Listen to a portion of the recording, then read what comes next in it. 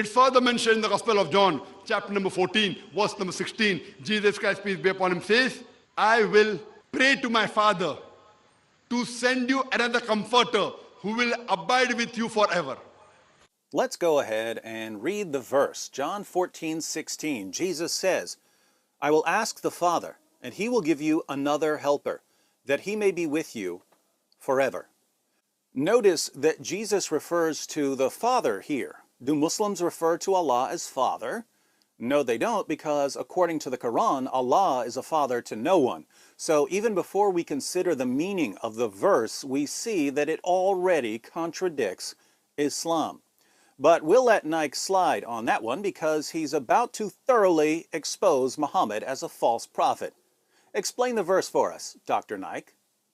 Jesus Christ, peace be upon him, says in the Gospel of John, chapter number 14, verse number 16, that I will pray to my Father to send you another comforter who will abide with you forever. That means Jesus Christ, peace be upon him, will not abide with the Christian forever. This new comforter, this new prophet who will come, will abide with you forever.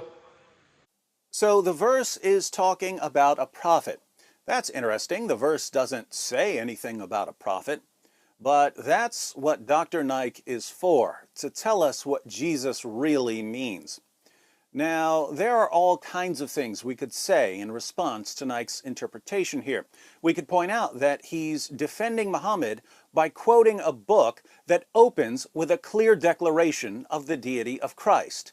In the beginning was the Word, and the Word was with God, and the Word was God. He was in the beginning with God. All things came into being through him, and apart from him, nothing came into being that has come into being. So all created things came into being through the Word. What else did the Word do? Verse 14, and the Word became flesh and dwelt among us, and we saw his glory, glory as of the only begotten from the Father, full of grace and truth. This is referring, of course, to Jesus. That's how the Gospel of John begins. Towards the end of the Gospel of John, Jesus' apostle Thomas calls him, my Lord and my God. The book of John also proclaims Jesus' death and resurrection. Strange book for Muslims to go to when they try to convince people that Islam is true. That's where the atmosphere of ignorance comes in handy. But we'll ignore all of that.